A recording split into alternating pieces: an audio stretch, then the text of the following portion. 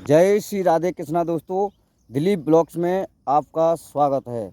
देखिए, आज आपको हमारी वीडियो से कहीं जाना नहीं है। आज आपके लिए बेहतरीन कंटेंट लेकर के आए हैं और वो कंटेंट है हमारा खीर की नदी।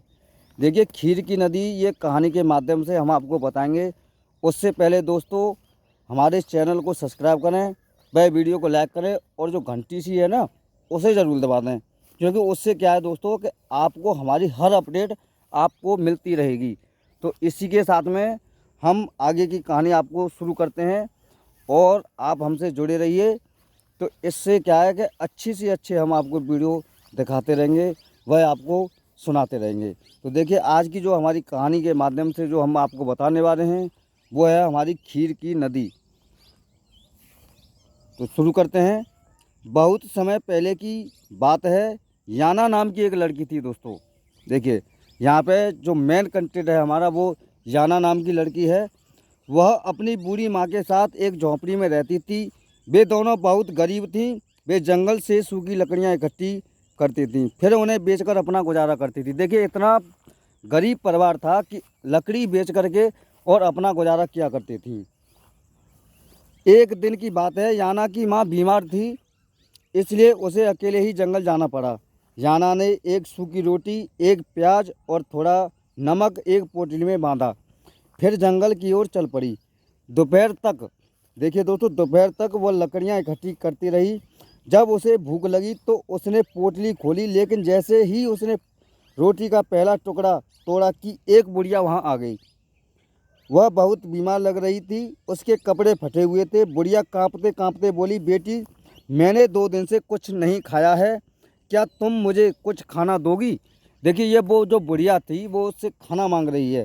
तो देखिए वो क्या कह रही है। लेकिन याना के पास तो एक ही रोटी थी, उसे स्वयं भी बहुत ज़ोर से भूख लगी थी। फिर भी उसे बुढ़िया पर दया आ गई।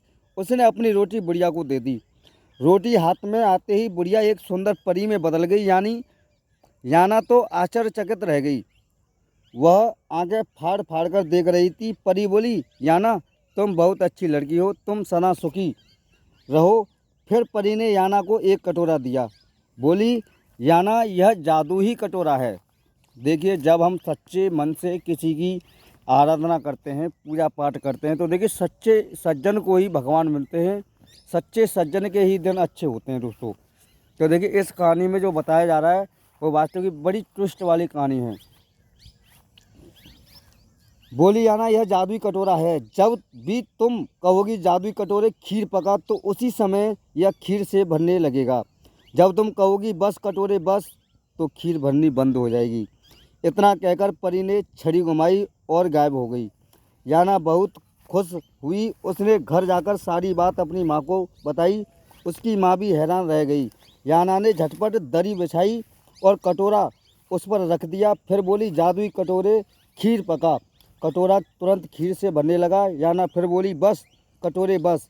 कहते ही खीर भरनी बंद हो गई। याना और उसकी माँ ने पेट भरकर खीर खाई। खीर बहुत ही स्वादिष्ट थी। एक दिन याना लकड़ियाँ बेचने शहर गई हुई थी।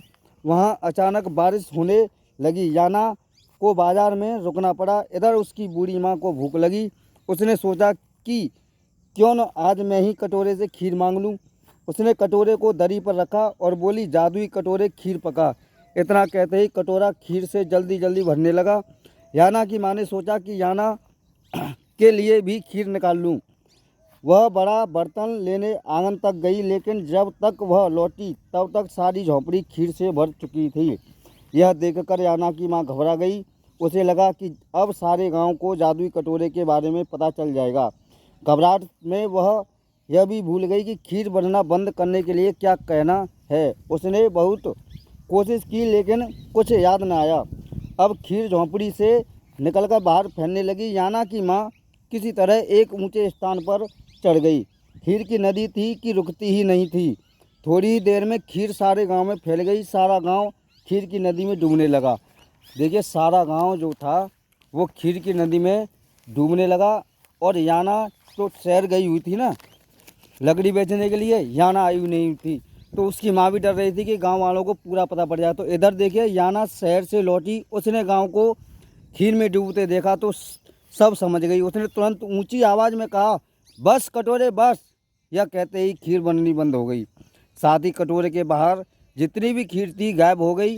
लेकिन गांव में जितने भी कटोरे थे उनमें भरी खीर गायब नहीं हुई। कई दिनों तक लोग खीर खाते रहे।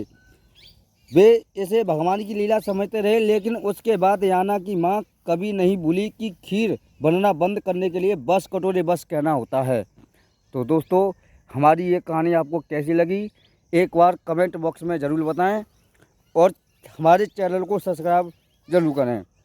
इसी के साथ में हम चलते हैं, मिलेंगे नेक्स्ट अगली वीडियो में। जय श्री राधे कृष्णा दोस्तों।